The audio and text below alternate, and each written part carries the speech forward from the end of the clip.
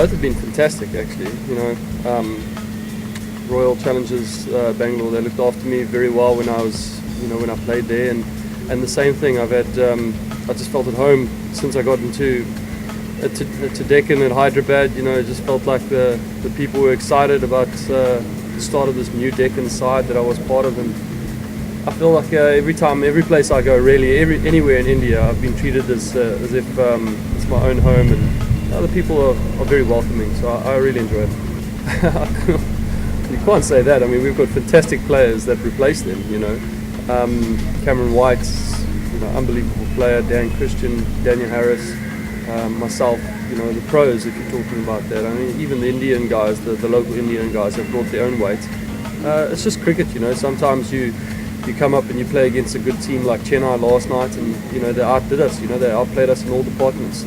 I think we played well in phases, and unfortunately we lost, but let's not forget that Chennai also lost the first game of the IPL, and we can very easily go and win our second one tomorrow night. It's a whole different ballgame.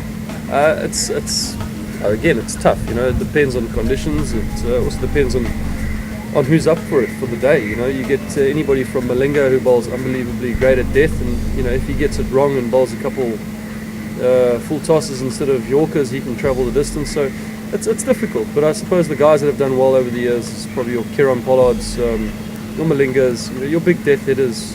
Bravo showed last night what experience does. You can't buy that kind of experience at your local supermarket. Guys come out and they've done it before. So Albie Morkel, we've got some great players in our side too. Dan Christian hit the ball a long way. We've got some good death bowlers too. So we're all up for it. It's just it's a matter of actually doing it on the day. Again, it depends on what conditions you play on. Last night the ball was turning a little bit when we played. It seems so far that the fast bowlers have bowled well. Morne Morkel's bowled really well. I saw Brett Lee was bowling really well now on TV. Myself and Dan bowled pretty well last night. But we'll see. It's early stages of the IPL. You can't tell too early. It is tough.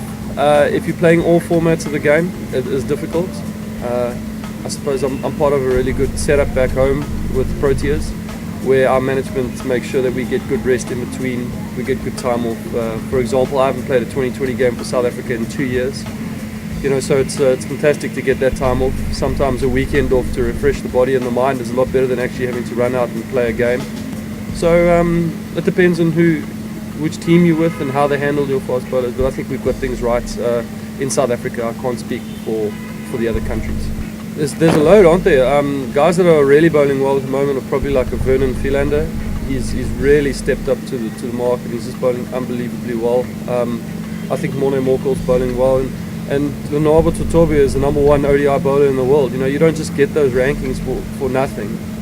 I know they're all part of a South African side, but I feel like our bowling unit is one unit that needs to be recognised for the skill that they're putting in and the hard work that they put in behind closed doors. And the rankings is definitely showing it that these guys are right up there with the best bowlers in the world. So I've got to mention our boys. I think our boys are doing a fantastic job.